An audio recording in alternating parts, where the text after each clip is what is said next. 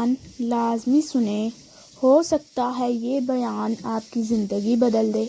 मुसलमान और मुसलमान का मकसद ये मुसलसल जद्दोजहद का नाम है। मुसलसल कोशिश में रहना, अपनी रूहानी तरक्की के लिए भी, मुआशी तरक्की के लिए भी, दीनी उरूज के लिए भी, इस्लामी इक़दार के लिए मुसलसल कोशिश में रहना।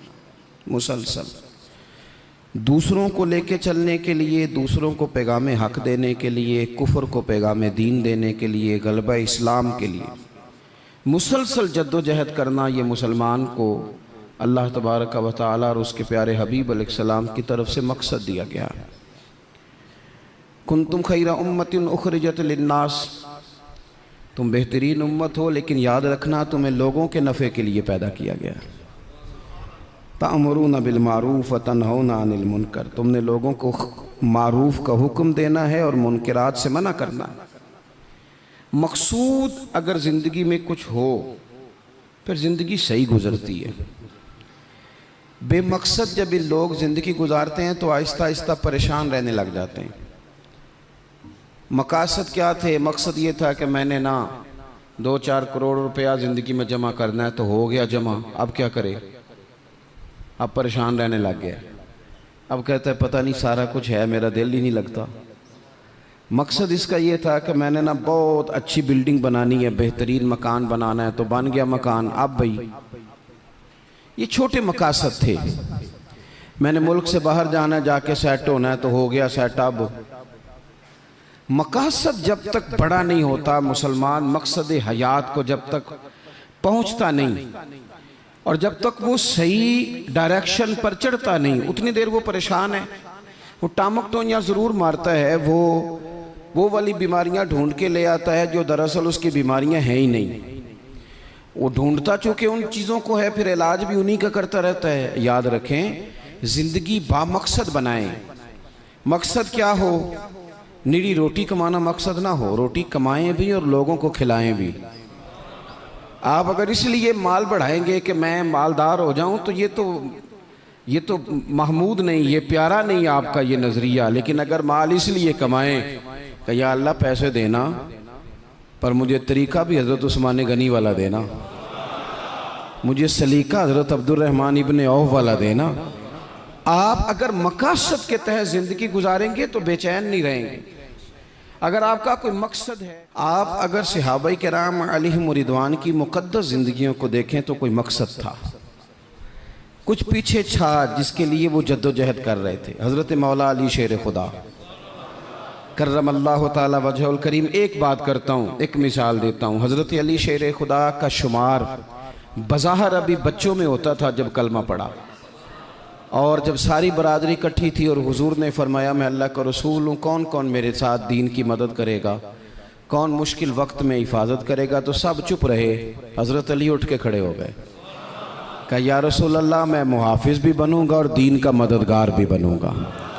अब एक मकसद बना लिया है कि मैंने तलवार लेनी है, मैंने दीन की हिफाजत करनी है, मैंने ये काम करना है। एक मकसद तो है ना यार, एक प्रोग्राम बना लिया है।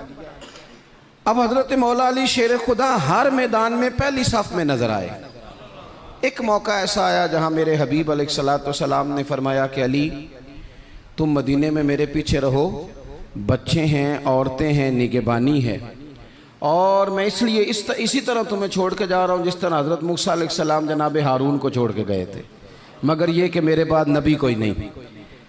एक मौके पर सिर्फ छोड़ के गए, जिहाद पे साथ नहीं लेके गए, तो हज़रत अली रोने लगे। अल्लाह करे आपको समझ आए मेरी बात की। बच्चा हमारा भी रोता है, पर वो कहता है मैंने सैर के लिए जाना है। मकसूद कुछ और बना लिया है ना।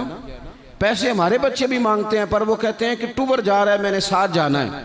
हमें भी रोना आता है कई दफ़ा, लेकिन वो जो पार्टी हमने काबू करनी थी वो कोई और करके ले गया। ये तो ग्राहक मेरा था, ये दाएं बाएं कैसे निकल गया। रोना तक आ जाता है, उनका भी रोना था। अर्ज़ की या रसूलल्लाह सल्लल्लाहु अलैहि वसल्लम, आप मुझे बच्चों और औरतों पर छोड़ कर जा रहे हैं? तो हुजूर सल्लल्लाहु ताला अलैहि वसल्लम ने फरमाया, अली उसी तरह छोड़ के जा रहा हूँ जिस तरह हज़रत हारून को जनाब मूसा कलीम छोड़ के गए थे। भाई एक मकसूद था कि मैंने मैदान में रहना है, एक इरादा किया था, एक प्रोग्राम बनाया था। फिर सारी ज़िंदगी वो मैदान में रहे। उनको जब खंजर लगा ना कूफे की जामे मस्जिद के करीब, तो बंदे को तकलीफ़ होती है तो वो हाय करता है, बेटे को आवाज़ देता है, नसीहतें लिखवाता है। लेकिन मौला अली को खंजर लगा तो क्या कहते हैं? कहते हैं फुज़्तु बिरब्बिल काबा, लो भाई लोगो रब्बे काबा की कसम आज मैं कामयाब हो गया हूँ। एक मकसूद बनाया था ना, आज मैं उस मकसूद तक पहुँच गया हूँ। यार कोई मकसद तो हो। लो सुनो बात, बुखारी में मौजूद है। एक खातून थी जो मस्जिद नबवी शरीफ में झाड़ू देती थी। मुश्किल काम है? चलें आप बताएं मुझे, मस्जिद के अंदर झाड़ू देना आसान है कि मस्जिद का सदर बनना आसान है? नहीं, सदर बनना ही सौखा दे, इसलिए कि सदर बन के करना कुछ नहीं ना, आर्डर ही जारी करना है। इल्ला माशाअल्लाह, अच्छे लोगों की बात नहीं करता। इसलिए अच्छा, ज़्यादा अजर वाला काम तो ये ना कि अल्लाह का घर साफ किया जाए। मैंने तो उलमा से कई जगह कहा है कि इस ओहदे का ना आप कोई नाम बदल दें, इस सीट का निगरान कर दें, सरपरस्त कर दें। क्योंकि जब सदर आप कह देते हैं ना, तो सदर पाकिस्तान का सबसे बड़ा आइनी ओहदा है, और सदर अगर बाइख्तियार हो तो पहला काम असेंबलियाँ तोड़ने का करता है, तो फिर मुश्किल हो जाएगी। एक खातून मस्जिद नबवी शरीफ में झाड़ू देती थी। कोई मकसद तो है ना यार, यानी जुमे वाले दिन मैंने झाड़ू देना है, कोई मकसद तो है। मैंने यार अल्लाह के घर, अल्लाह का घर समझ के, कमेटी की मस्जिद समझ के नहीं, महल्ले की मस्जिद समझ के नहीं, रब का घर समझ के मैंने यार वो वाशरूम साफ करने हैं जिनके अंदर लोग गुजरते हैं और नमाज के लिए अपने आप को तैयार करके लोग वुजू से फारिग होकर के आते हैं। एक मकसूद है, एक इरादा कर लिया है, कोई प्रोग्राम तो हो। ऐसे मुहम्मल फजूल वक्त गुजरता जाए। यानी हमारे यहाँ ना कुछ लोग कहते हैं मैं बोर बड़ा होता हूँ। आपने नाराज़ नहीं होना, मैं सैकड़ों और हज़ारों लोगों को जानता हूँ जो उनसे पूछना क्या कर रहे हैं तो कहते हैं टाइम पास कर रहा हूँ। तो मैं कहता हूँ आपने टाइम को बिल्कुल फजूल समझ लिया है। क्या समझते हैं आप? ज़िंदगी के लम्हात इतने फारिग हैं। और नबी पाक सल्लल्लाहु अलैहि वसल्लम ने फरमाया, दो नेमतें ऐसी हैं जिनके बारे में बहुत सारे लोग धोखे में। दो नेमतें, नेमतें का हुजूर ने, नेमतान, दो नेमतें ऐसी हैं जिसके बारे में लोग धोखे में पड़ गए। उन्हें समझ ही नहीं आई कि हमारे पास नेमत या रसूलल्लाह कौन सी? हुजूर ने फरमाया, एक सेहत और एक फुर्सत। एक सेहत और एक फुर्सत। अल्लाह ने फारिग वक्त दिया था कि बहुत सारे कुरान पाक पढ़ सकता था, दरूद पाक पढ़ सकता था, कोई काम कर सकता था, लेकिन बस उस चौक में गुजर गया, उस गली में वक्त गुजर गया, फलाने की बातें करते वक्त गुजर गया, मेलों ठेलों में गुजर गया, शुगल मेलों में गुजर गया, कोई ठंडे इलाके की सैर में गुजर गया, जो बचा था वो मोबाइल पे गुजर गया। बीत गए औकात हमारे। कोई मकसूद है मेरे अजीज? मस्जिद में झाड़ू देती है खातून, बीमार हो गई लेकिन बामकसद जिंदगी गुजार रही थी ना। उसने किसी न किसी तरीके से अपने आप को मदीने वाले महबूब के दीन से जोड़ लिया था। झाड़ू देती थी मस्जिद में, बीमार हो गई। कुर्बान जाएं रसूल कायनात, यानी अल्लाह की रहमत कामिला, हुजूर खुद चल के तीमारदारी करने तशरीफ ले गए और फरमाया, अगर ये इंतकाल कर जाए तो मुझे खबर ज़रूर करना। सहाबा फरमाते हैं, रात का वक्त था, ठंड का मौसम था, और हुक्म भी ये था कि जब कोई इंतकाल कर जाए तो जल्दी तदफीन कर दो। हमने हुजूर को तकलीफ़ देना मुनासिब न समझा, गुस्ल कफन का बंदोबस्त हुआ, जनाजा पड़ा, दफन कर दिया। इसने कुछ किया है, इसने ना दीन के साथ कुछ ताल्लुक़ बनाया है। अल्लाह हमारा भी नाम झाड़ू देने वालों में लिख दे। कोई ताल्लुक़ तो इसने बनाया है ना, कहीं किसी कोने में जाके इसने रिश्ता दीन से जोड़ा है। हुजूर सैयद आलम अलैहिस्सलाम सुबह तशरीफ लाए तो सारा कुछ जानने वाले महबूब पूछने लगे, तुमने मुझे बताया क्यों नहीं? ये भी एजाज के लिए, वरना अल्लमा का मालम तकुन तालम। हुजूर सैयद आलम अलैहिस्सलाम ने फरमाया, क्यों नहीं बताया? कुर्बान जाएं, मर जाने को जी चाहता है इस अदा पर, सारी कायनात जाए हुजूर के रोज़े नूर पर। और नबी पाक ने पूछा, बताया क्यों नहीं? या रसूलल्लाह, रात थी, तकलीफ देना मुनासिब नहीं समझा। ओ बूढ़ी अम्मा, तेरे नसीबों पे हमारे माँ बाप कुर्बान हो। हुजूर फरमाने लगे, मुझे बताओ उसकी कब्र कहाँ है? मैं यानी हुजूर किसी की कब्र पे आ जाए, अल्लाह की सारी रहमतें आ गई, करीम महबूब अलैहिस्सलाम कब्र पे गए। वैसे तो दूसरा जनाजा जायज नहीं, एक ही शर्त में जायज है कि अगर वारिस ने नहीं पढ़ा तो दूसरा जनाजा पढ़ा जा सकता है, लेकिन हुजूर तो खुद वारिस है ना सारी उम्मत के, और हुजूर इख्तियार रखते हैं, शारे हैं। हुजूर कब्र पे गए, यही बड़ी बात थी कि हुजूर उसकी कब्र पे चले गए, लेकिन कब्र पे खड़े होकर हुजूर ने फरमाया दोबारा सफ़े बनाओ भाई, मैं दोबारा जनाजा पढ़ाऊंगा। क्योंकि कोई मकसद तो था ना, ये मस्जिद में झाड़ू देती थी। आखिरी वेले मेरी आँखियाँ राह तकना है तेरा, तेरा ते कुछ भी नहीं जाना सजना, पा जावें जे फेरा, ते सौखा निकले सावे जहूरी, जे वेख लवा मुख तेरा। हुजूर तशरीफ ले आए, खुद तशरीफ ले आए और कब्र मुबारक पर खड़े होके दोबारा जनाजा पढ़ाए। नौजवानों, बड़ा वक्त ज़ाया हो गया, बड़ा। हमने ज़िंदगी में जो सबसे ज़्यादा चीज़ ज़ाया की है वो वक्त है। याद रखना, मुझे न बताना, किसी दोस्त को न बताना, लेकिन अपने आप से ज़रूर सवाल करना कि ज़िंदगी में हमें जितनी नाकामियाँ मिली हैं ना, उसकी असल वजह यह है कि हमने वक्त ज़ाया किया है, और बड़ा ज़ाया किया है। हम एक तो मकसद नहीं बना सके, दूसरा अपने वक्त को सही मैनेज नहीं कर सके। हम बड़ा कुछ कर सकते थे, अल्लाह तबारक व तआला ने सलाहियत दी थी, बहुत सारे काम हम अपने ज़िम्मे लेते तो कर जाते, लेकिन वक्त ज़ाया किया। इमाम बहकी ने हदीस लिखी है, मेरे रसूल पाक सल्लल्लाहु ताला अलैहि वसल्लम ने इरशाद फरमाया, जब सुबह दिन चढ़ता है ना तो दिन ऐलान करता है, वो दिन ऐलान करता है, कहता है मैं आज आया हूँ, आज के बाद नहीं आऊँगा, आज के बाद नहीं आऊँगा। कुछ करना है तो कर लो, आज जो दिन आया है ना, आज ये क़यामत तक दोबारा वापिस नहीं आएगा। कुछ कर लो। जिसने आज तिलावत नहीं की उसका ये दिन बगैर तिलावत के गुजर गया। मेरे अजीज, जिसने आज दरूद पाक नहीं ना पढ़ा, हुजूर को याद नहीं किया, उसका ये दिन गुजर गया बगैर दरूद पाक। जिसने आज सजदों की कसरत नहीं की, ये दिन बीत गया। दिन कहता है दोबारा नहीं आऊँगा। हज़रत उमर बिन अब्दुल अजीज़ रहमतुल्लाह अलैह से किसी ने कहा, हुजूर ये काम रहने दें, कल कर लेंगे। तो आप फरमाने लगे, अगर ये काम कल करूँगा तो जो काम कल करने हैं वो कब करूँगा? ये कल पे डाल दूंगा तो जो काम कल करने वो फिर कब करूँगा? वो कल वाला दिन भी फिर इसी तरह गुजर जाएगा। 39 साल उम्र पाई हज़रत उमर बिन अब्दुल अजीज़ ने। कितनी? हल्का सा बोलिएगा। 1 कम 40, 1 का 39 साल उम्र। पिछले बादशाह जालिम थे, ये उनके जुल्म बिद हो गए। अवाम के साथ बड़ी जगह पे वो खैर नहीं कर पाते थे, जनाब उमर वो खैर भी कर गए। हज़रत उमर बिन अब्दुल अजीज़ रहमतुल्लाह अलैह सारा हुकूमत का नक्शा भी बदल गए। ये 20 कुरान भी पढ़ गए और करोड़ों दफ़ा मदीने वाले पे दुरूद व सलाम भी भेज के चले गए।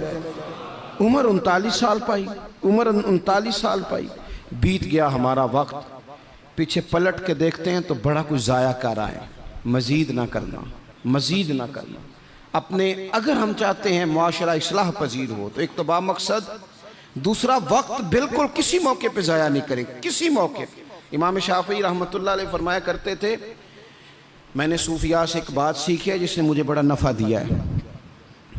हुजूर वो क्या है? आप फरमाते हैं, सूफिया फरमाया करते हैं कि वक्त एक तलवार है, इसे अपने हाथ में कर लो तो बड़ी मुश्किलात काट डालोगे, और अगर तुमने इसको अपने हाथ में ना किया तो फिर वक्त तो तलवार ही है, ये तुम्हें काट डालेगा, फिर तुम कट जाओ।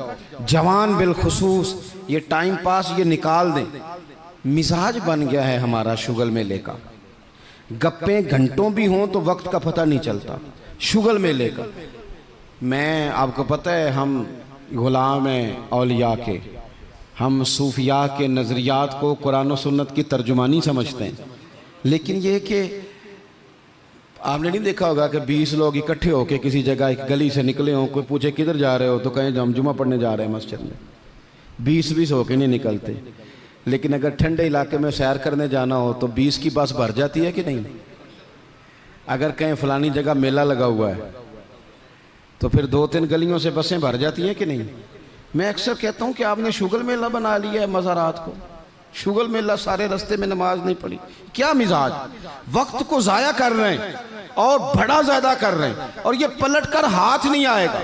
जिन लोगों ने काम किया, हमारा हज़ार इख्तलाफ है यूरोप के साथ, पर ये बात तो मान जाओ ना, उन्होंने अपना वक्त मैनेज कर लिया है, मैनेज कर लिया। हम अभी तक हैं, बहुत सारी चीज़ें हैं, नारों में जिंदा हैं, उन्होंने मैनेज तो किया है। तीसरी बात मेरे अजीज़, इस्लाह माशरा के लिए जो बड़ी अहम और बड़ी ज़रूरी है वो ये है कि तरजीहात का तायुन करें ज़िंदगी में।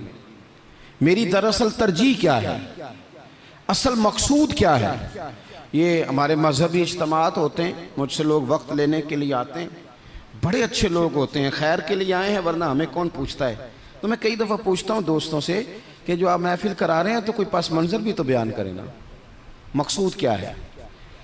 चलें इतना ही कह दें कि सवाब की नीयत से करा रहे हैं, अल्लाह में अजर देगा, लेकिन ये कि मकसूद ही नहीं पता। जवानों की बड़ी बड़ी जमातें बनी हुई हैं, मकसूद का ही नहीं पता दरअसल जाना किस तरफ। अपनी ज़िंदगी में तरजीहात, और जब तरजीहात तय करें तो ज़रूरियात को आगे रखें, फ़राइज़ को हमेशा आगे रखें।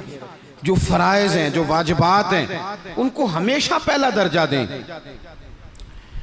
बहरहाल महफिल कराना मुस्तहब है, और नमाज पढ़ना, आहिस्ता क्यों बोलते हैं आप, नमाज पढ़ना, ख़त्म शरीफ दिलाना बहरहाल मुस्तहब है, लेकिन सही कुरान पाक पढ़ना सीखना ज़रूरी है। जो ज़्यादा ज़रूरी है वो क्यों नहीं कर रहे।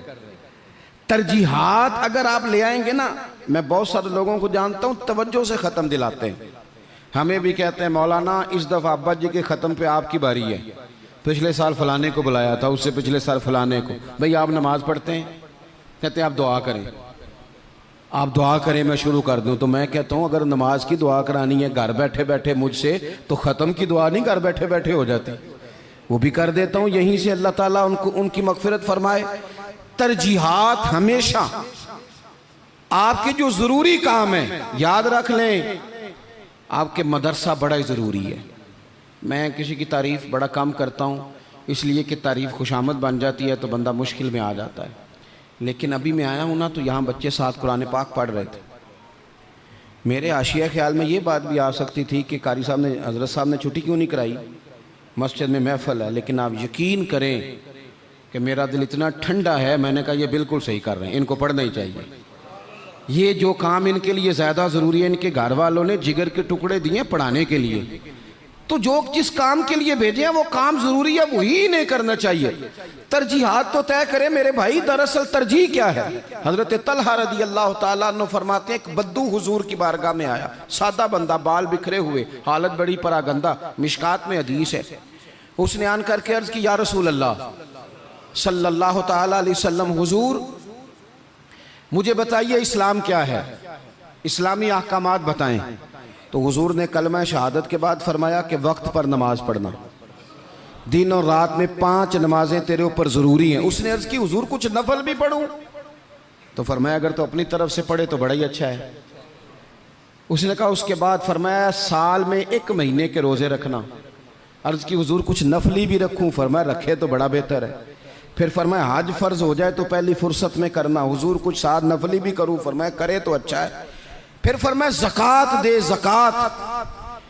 उसने अर्ज़ की, या रसूल अल्लाह सल्लल्लाहु ताला अलैहि वसल्लम कुछ नफली सदकात भी करूं? फरमाया करे तो बड़ा अच्छा है। उसने ये बातें सुन के ना सिर्फ फ़राइज़ की तालीम दी, फ़राइज़ की। आज जो खतीब मुझे और आपको नुक्ते सुनाए, हम तवज्जो से सुनते हैं, और अगर फजर में इमाम साहब वज़ू के मसले बताएं तो कहते हैं एडा आलम ही नहीं। आलम तो उसी जिनने कल बड़ी ऊंची तकरीर की थी। अगर वो आपको गुस्ल का तरीका बताए तो लोग कहते हैं ये तो इल्म की शायद बात ही नहीं। वो नुक्ता बयान करने वाला, वो जिसकी आवाज़ ज़्यादा बुलंद हो रही थी। आवाज़ बुलंद होना ज़्यादा ज़रूरी नहीं होता, दलाइल बुलंद होना ज़रूरी होता है। आपकी दलील कितनी मजबूत है ये ज़्यादा अहम है। तो अल्लाह के महबूब अलैहिस्सलाम ने फरमाया फ़र्ज़ नमाज पढ़, ज़कात दे, रमज़ान के रोज़े रख, हज कर। हुज़ूर सैयद आलम सल्लल्लाहु ताला अलैहि वसल्लम ने ये तरजीहात बताई। वो शख्स पता है हुज़ूर से क्या कहता है?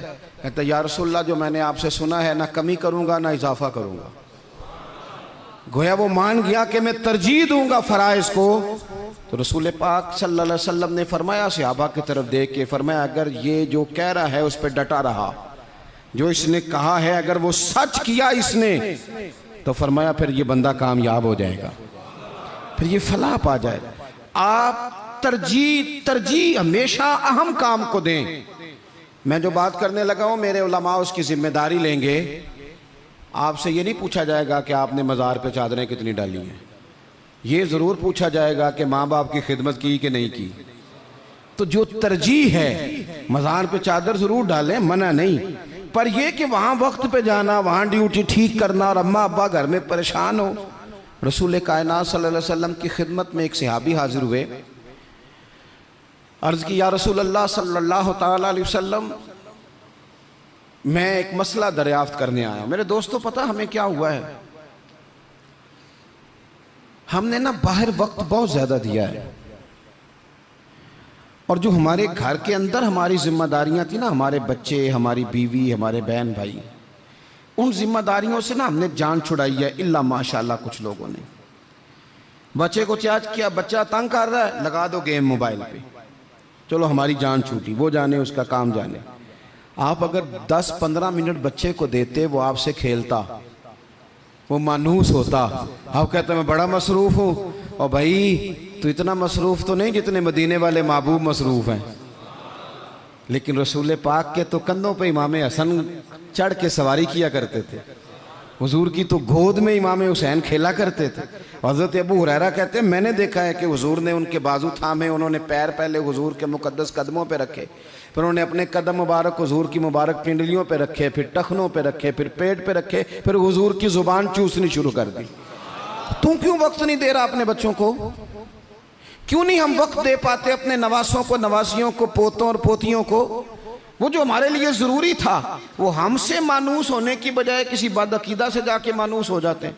पता तब चलता है जब सारा अकीदा बिगड़ जाता है। अपने घर के अंदर जो जिम्मेदारियां, उनको तरजीह दें। हुजूर सैयद आलम अलैहिस्सलाम ने फरमाया, खैरुकुम खैरुकुम लिअहलिही व अना खैरुकुम लिअहलिही।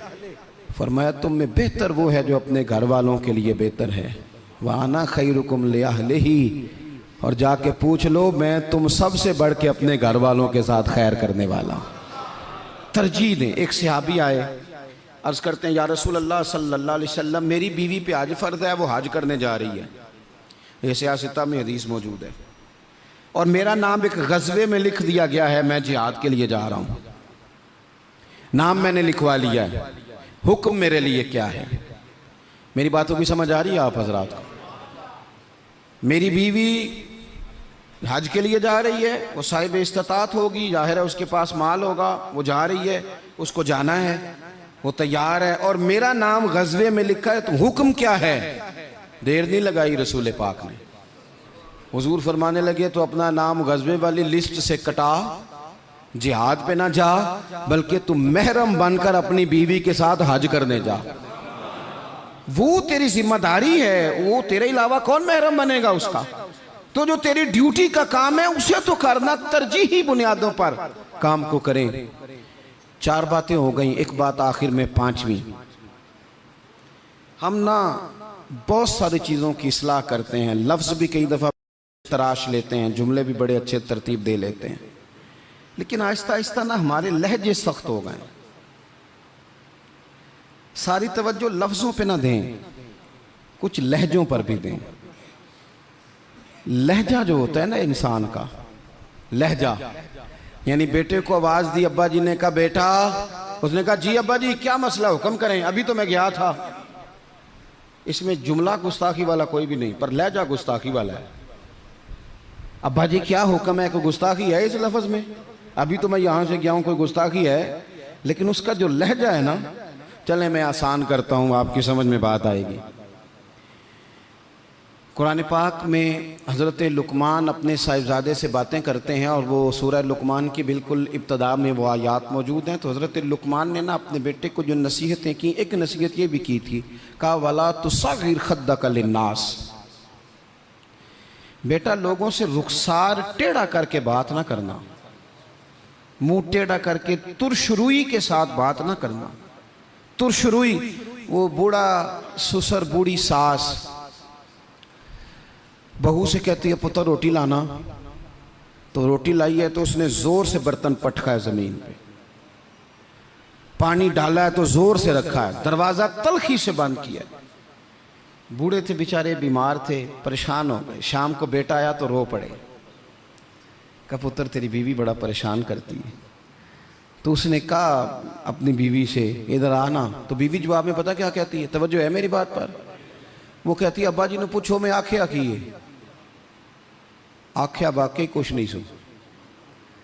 अगर वो लफ्ज बताना चाहे तो लफ्ज वाकई कोई उसने कहा ही नहीं, तो बताए कहां से, उसने वाकई कुछ नहीं कहा। अब्बा जी से पूछे मैंने, कहा क्या, अम्मा जी से पूछे मैंने, तो क्या बताए अब्बा जी, गिलास बोलेगा कि इसने तलखी से मुझे फेंका था, कि दरवाजा बोलेगा। अब वो जो तलखी है ना वो रवैये की है। हमारा ना सिर्फ मसला, मैंने कुरान मजीद पढ़ा है कि जनाब लुकमान ने अपने बेटे से कहा पुत्र रुखसार टेढ़ा करके लोगों से बात, थोड़ा सा रवैया तो ठीक हो ना। हमारे रवैये ना, किसी जगह थोड़ी देर के लिए ट्रैफिक बंद हो तो लोगों का रवैया देखना, थोड़ी देर के लिए किसी जगह अगर ठहरना पड़ जाए तो मिजाज देखें लोगों का। हमारा आप किसी से ना किसी के बारे में सवाल करें, पूछें सियासतदान कैसे होते हैं, फिर हमारा रवैया देखें। आप पूछें पुलिस वाले किस तरह के होते हैं, फिर देखें रवैया। आप पूछें तेरा क्या ख्याल है अपने ससुराल वालों के बारे में, फिर रवैया देखें। चलें आप अच्छे लोग हैं और मस्जिद में भी बैठे हैं और बावजूद भी हैं, गलत बात तो करनी नहीं। अगर पूछा जाए कि मौलवियों के बारे में क्या ख्याल है, अगरचे सुनने भी आए हैं, अगरचे ये कि उनके पीछे नमाज भी पढ़ते हैं, लेकिन रवैयों में वो रंग नहीं है। आवाज़ देते हैं तो इस अंदाज में बाज़ लोग अपने डेरों पर बैठ के चौधरी तबसरा करते हैं, तो वो तबसरे का लहजा ठीक, मेरे लहजे में गुरूर आया था, तेरा हक था तू शिकायत करता। और मेरे भाई लहजे पर भी थोड़ी तवज्जो दे, अंदाज। कुछ लोग कहते हैं जी मैं कड़वा इसलिए हूँ कि सच्चा हूँ, सच्चे बंदे कड़वे होते हैं। मैंने कहा ये मिसाल ही गलत है सिरे से। कायनात में सबसे ज़्यादा सच मदीने वाले महबूब ने बोला है, सबसे ज़्यादा सच हुजूर ने बोला है, पर वो सच इतना मीठा था कि लोगों ने दौड़ दौड़ के उसे हासिल किया है। सच ही तो मीठा होता है, किसने कह दिया सच कड़वा होता है, ये हम कड़वा बना देते हैं। तुरशुरुई थोड़ा सा ना लहजे पर भी देखे ना, एक बेटा है, लहजे की बात है ना, वालदा ने, वो बेचारी अम्मा को टेलीफोन आ गया बेटी का कि अम्मा जी 20,000 रुपया चाहिए, मैं मजबूर हूँ, मैं तकलीफ़ ना देती। तब वो वालिद वालदा बैठे हैं, मशवरा कर रहे हैं, बेटा पहले ही ज़्यादा तनख्वाह कोई नहीं, खर्चे पहले ही ज़्यादा, कैसे कहेंगे। बड़ी उन्होंने ना मशवरा करके, बेटा आया तो बड़े प्यार से प्रेम से बात की, का पुत्र दिल तो नहीं करता, हमें तेरे हालात का पता है, पर तेरी बहन बेचारी को ना 20,000 की ज़रूरत। अब एक लहजा ये है, उसने कहा अब्बा जी कमाल बात है, आपको पहले भी पता ही है, आप मुझे रोज़ तकलीफ़ देते हैं, पहले इतने खर्चे, अभी ईद पे दिया तो था 3,000 उसके घर में, फिर उसने फ़ोन कर दिए, उसे भी सोचना चाहिए। उठ के चला गया। माँ बाप बेचारे सारी रात रोते, हमने क्यों बात की, न करते, क्या इसने रवैया इख्तियार किया। एक रवैया ये है, एक रवैया ये है कि अब्बा जी और अम्मा जी ने बड़े चुन के जुमले का, बेटा हमें तेरे वसाइल का भी पता है, मसाइल का भी पता है, दिल नहीं करता, पर तेरी बहन किससे बात करे, गरीब है, उसने कह दिया है मजबूरी है, उसे को 10-20 हज़ार चाहिए। तो बेटा उठ के करीब आ गया, उसने अम्मा का हाथ पकड़ के सीने पे रखा, बाप का हाथ चूमा। उसने कहा अब्बा जी आप झिझक झिझक के बात क्यों करते हैं, 20,000 की क्या बात हुई, मेरी जान भी हाज़िर है, गरीबी और बात है, मजबूरी और बात है, पर आप हुक्म किया करें, मैं गुलाम हूँ आपका, आप झिझक के मेरे साथ भी झिझकेंगे, आप खुल के बात करें, आपको फ़ोन कर देना चाहिए, मैं उधार पकड़ूं कुछ करूं, आप जो करेंगे। रोएगा उसका अब्बा भी सारी रात ही, रोएगी इसकी अम्मा भी सारी रात ही, पर दुआएं मांगती रोएगी। अब्बा दुआएं मांगता रोएगा कि या अल्लाह इस तरह की औलाद सबको अता फरमा, रोएगा। रवैये, लहजे, अंदाज, गुफ्तगू, इसमें तब्दीली की ज़रूरत है, इसमें तब्दीली की ज़रूरत है। हज़रत जाबिर इब्न अब्दुल्लाह रदी अल्लाह ताला अन्हु रवायत करते हैं, एक सहाबी फरमाते हैं हुज़ूर पहले दिन मदीने तशरीफ़ लाए हिजरत करके, मैं ज़ियारत के लिए गया तो मैंने मुस्कुराते देखा। बड़े बड़े वक्त आए ना, इनमें बदर भी आया, ओहद भी आया, ओहद में शहादतें भी हुई, इन मवाक़े में बड़ा कुछ आया, लेकिन मैंने हुजूर को 10 साल ज़ियारत करता रहा, जब भी मिला हूँ मुस्कुराते मिला हूँ। और मैं हुजूर के विसाले ज़ाहिरी से कुछ दिन पहले भी ज़ियारत करने गया तो मदीने वाले को मुस्कुराते ही देखा है। तलखी बड़ी है रवैये में, तलखी बड़ी है मिजाजों में। तो फिर अपनी बात सारी दोहराता हूँ। सबसे पहले तो ज़िंदगी बामकसद करें, बेमकसद ना बनाएं, वरना आप बिला वजह के परेशान रहेंगे। दूसरी बात ये कि उस बामकसद ज़िंदगी में फिर वक्त एक लम्हा भी ज़ाया ना करें। अपने सारे मामलात को तरतीब दें, उठना कितने बजे है, खाना कितने बजे। और बड़ी ज़िम्मेदारी से कह रहा हूँ, 2 दिन आपको फजर के दिन मुश्किल से उठना है। किसी के उठाए उठेंगे 2 या 3 दिन, या अलार्म आपको उठाएगा। तीसरे दिन इंशाअल्लाह ताला आपका दिमाग खुद ब खुद जाग जाएगा। अल्लाह ने मिजाज इस तरह का बनाया है इंसान का। तो वक्त नहीं ज़ाया करना। तीसरी बात यह कि तरजीहात का तयन करना है। तरजीहात का, जो फ़राइज़ हैं वो बहरहाल पहले हैं, जो वाजिबात हैं वो बहरहाल पहले हैं, जो हुकूकुल इबाद हैं वो बहरहाल। हज़रत अब्दुल्लाह इब्न अब्बास रज़ी अल्लाह तआला अन्हु मस्जिद में इतिकाफ़ बैठे हुए थे। तो एक बंदा आके मस्जिद में बड़ा परेशान होकर बैठ गया। तो फरमाया, ओ भाई क्या हुआ? कहने लगा, हुज़ूर बड़ा परेशान हूँ, एक बंदे का कर्ज देना है और मजबूर हूँ, दे नहीं पा रहा। आप फरमाने लगे, मैं तेरे लिए कोई बात करूँ तो तेरा काम बनता है? उसने कहा, हुज़ूर अगर कर दें तो बड़ी बात है। इतिकाफ़ बैठे थे, जूते पहने मस्जिद से बाहर निकल आए। वो बंदा कहने लगा, हुज़ूर रुके रुके, शायद आपको याद नहीं रहा, आप इतिकाफ़ में हैं। तो हज़रत अब्दुल्लाह इब्न अब्बास रो पड़े और हुज़ूर की कब्र नूर की जानिब इशारा करके कहने लगे, ज़्यादा अरसा नहीं गुजरा, मैंने मदीने वाले हबीब से सुना है कि जो किसी भाई की एक मुश्किल हल कर दे, अल्लाह 10 एतिकाफ़ से ज़्यादा सवाब अता फरमाएगा। तो जो वक्त तरजीह तय करने का था मैंने तय कर लिया। इस वक्त तरजीह तुझे मुश्किल से निकाल। हुकूकुल इबाद अगर तरजीह है तो उसे तय करें, फ़राइज़ तरजीह है तो उसे तय करें, और अपने रवैयों को अच्छा रखें। सब्र बड़ा हुसन है, सब्र में बड़ा कुछ पिन्हा हो जाएगा। बेसब्र आदमी चंद कदम भी नहीं चल सकेगा, थक जाएगा। ये चीज़ें ज़िंदगी में पैदा करें। उम्मीद है हमारी इस्लाह बड़ी करीब आ जाएगी। उम्मीद है कि बड़ी जल्दी हम उस रास्ते चले जाएंगे जो अल्लाह रसूल के कुर्ब की जानिब बढ़ता है। अल्लाह तबारक व तआला समझने की, अमल करने की, दीन की तरफ लौट आने की तौफीक अता फरमाए। आखिर दावा यानी अल्हम्दुलिल्लाह रब्बिल आलमीन। दुआ कर दें। अल्लाहुम्मा सल्लि अला सय्यदिना व मौलाना मुहम्मदिन मअदनिल जूद वल करम व आलिहि व बारिक व सल्लिम। अल्लाह हमारी हाज़िरी को कबूलियत का शर्फ अता फरमा। जिन दोस्तों ने एहतमाम किया है उनकी कोशिश को, काविश को कबूल फरमा। ऐ कायनात के मालिक, हमारे गुनाह माफ़ फरमा, हमारी गलतियों से दरगुज़र फरमा, हमें नफ़े वाला इल्म अता फरमा, इखलास वाला अमल नसीब फरमा। ऐ अल्लाह, नेकी के रास्ते पे चलना हमारे लिए आसान बना दे। गुनाह और बदी से कल्बी नफ़रत अता फरमा दे। बीमारों को शिफा दे दे, मकरूज़ों को कर्ज़ों से रिहा कर दे, तंग दस्तों को वुस्अत रिज़्क़ दे दे। जो बेघर हैं उन्हें अपनी छत दे दे, जो बे औलाद हैं उन्हें साहिब औलाद कर दे। औलाद वालों की औलाद को फरमा बरदार बना दे। हमारा ख़ात्मा बिल खैर फरमा, हमारा ख़ात्मा बिल ईमान फरमा। पर्दा पोशी नसीब फरमा, पर्दा पोशी नसीब फरमा। रब्बिग़फिर वरहम व अन्त खैरुर राहिमीन। व सल्लल्लाहु तआला अला हबीबिही सय्यिदिना व मौलाना मुहम्मदिन। अस्सलाम।